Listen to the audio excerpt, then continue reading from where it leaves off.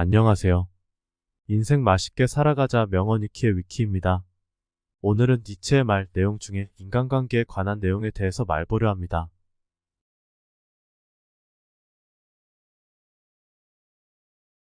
카리스마의 기술.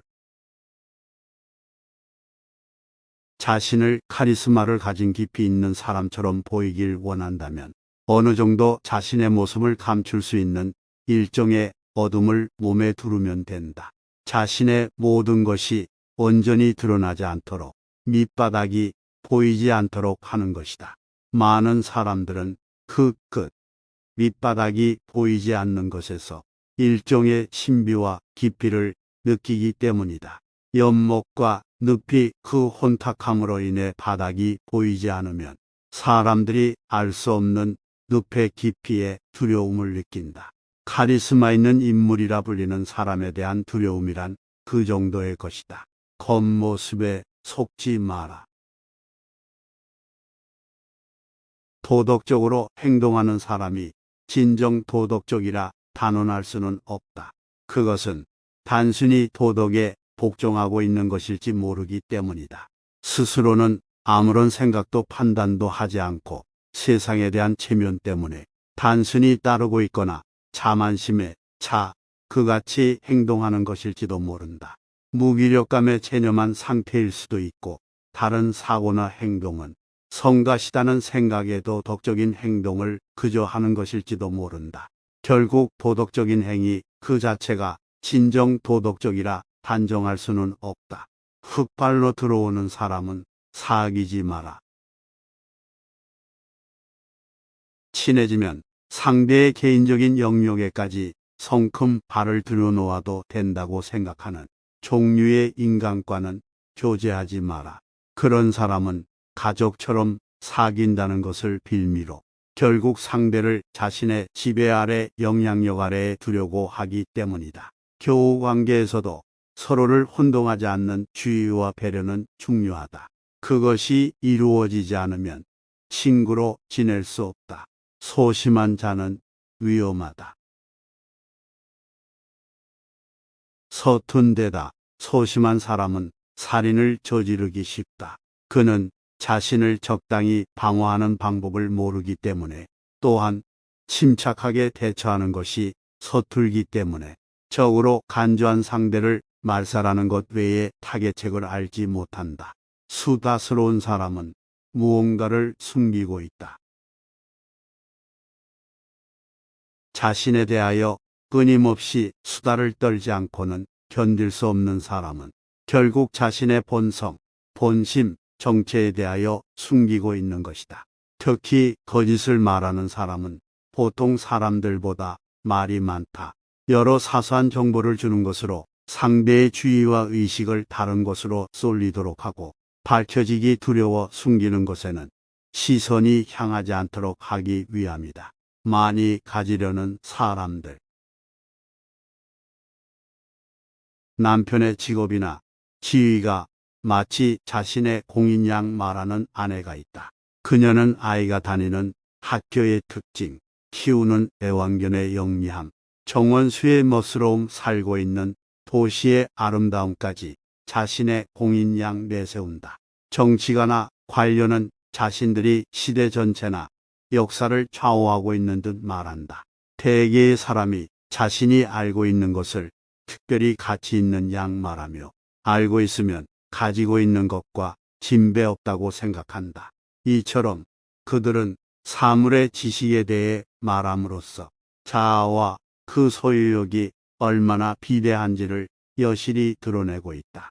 그리고 그것에 그치지 않고 과거와 미래까지도 소유하려 든다. 기다리게 하는 것은 부도덕하다. 연락도 없이 사람을 기다리게 하는 것은 좋지 않다. 매너나 약속 차원만의 문제가 아니다. 기다리는 동안 그 사람은 이런저런 좋지 않은 상상을 떠올리고 걱정하며 이어서 불쾌해지고 점차 붕괴한다. 결국 사람을 기다리게 한다는 것은 아무것도 사용하지 않고 그 사람을 인간적으로 나쁘게 만드는 부도덕하기 짝이 없는 일이다. 상대의 심리를 알고 전하라.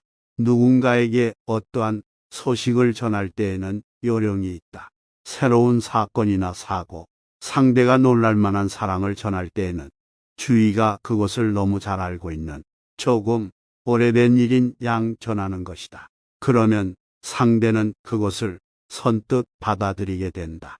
이런 방식을 취하지 않고 새로운 사건을 전하면 상대는 자신이 그것을 알지 못했다는 사실에 열등감을 느끼고 그로 인해 밀려드는 분노를 상대에게 드러낸다.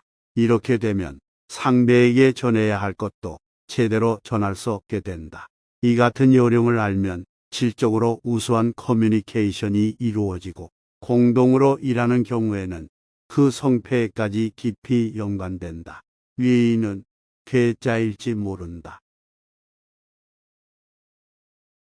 위인이라 불리는 사람이 위인인 동시에 인간적으로도 훌륭했다고 판정할 근거 따윈 어디에도 없다.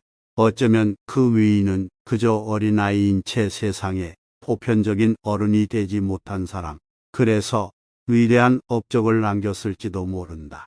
혹은 자유자재로 색을 바꾸는 카멜레온과도 같이 시대의 흐름이나 나이에 따라 마음먹은 대로 변신할 수 있는 인간이었기에 업적을 이룰 수 있었을지 모른다.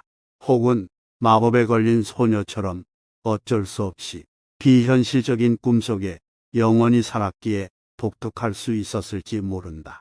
체험만으로는 부족하다. 분명 체험은 중요하다. 체험에 의해서 사람은 성장할 수 있다. 그러나 갖가지 체험을 많이 했다고 해서 다른 사람보다 무조건 훌륭하다고 말할 수는 없다. 비록 많은 체험을 했을지라도 이후에 그것을 곰곰이 고찰하지 않는다면 무용지물이 될 뿐이다. 어떤 체험을 하든지 깊이 사고하지 않으면, 꼭꼭 씹어먹지 않으면 설사를 거듭하게 된다. 결국 아무것도 배우지 못하며 무엇도 자신의 것으로 만들지 못한다. 자기 멋대로 행위의 대선을 정하지 마라. 사람이란 참으로 이상한 존재다. 제 멋대로 행위의 대선을 정한다. 큰 일을 했다. 혹은 작은 일밖에 하지 못했다. 단정한다. 더 이상한 일은 자신이 하지 않은 행위에 대해서도 후회한다는 것이다. 하지 않은 행동임에도 그것은 큰 일이었다며 진심으로 생각하고, 만약 그것을 했다면 상황은 크게 달라졌을 것이라 진심으로 후회하곤 한다. 그리고 자신이 한 행위, 하지 않은 행위의 대소를 스스로 결정할 수 있다고 믿으며 그 대소가 진실이라고까지 생각한다. 그러나 자신이 한 작은 행위가 사실 타인에게는 큰일일지 모르고 그 반대일지도 모른다. 어찌되었건 과거의 행위의 가치를 매기는 일은 무의미하다. 수완가이면서 둔한 듯 보여라. 예리하고 영리하기만 해서는 안 된다. 어떤 면에서는 둔해 보이는 것도 필요하다. 영특한 것만이 멋있는 것은 아니다. 영특하지만 늘 아직 어리다는 말을 듣고 어딘지 가볍게 보이는 취약점도 필요하다. 예리하면서도 어느 정도 둔한 면이 있어야 애교스러운 이로 여겨져 사람들의 사랑을 받고 누군가가 도움을 주기도 하며 편을 들어줄 여지도 생긴다. 이것은 영특하기만 했을 때보다 훨씬 많은 것을 얻게 한다. 어떻게 웃는가, 그것에서 인간성이 드러난다. 어떤 식으로 웃는가, 어떤 경우에 웃는가, 거기에 뜻밖에도 인간성이 나타난다. 예컨대 타인의 실수를 멸시하며 웃는지, 이유의 기묘함으로 웃는지, 세련된 기질을 재미있어 하는지를 통해 인간성을 알 수 있다. 더욱이 웃음소리의 울림에 그 사람의 본성이 배어나온다. 그렇다고 웃는데 겁을 낼 필요는 없다. 우리는 웃음 외에 다른 방법으로도 자신의 인간성을 드러내기 때문이다. 그리고 우리의 인간성이 달라지면 웃음도 자연히 변한다.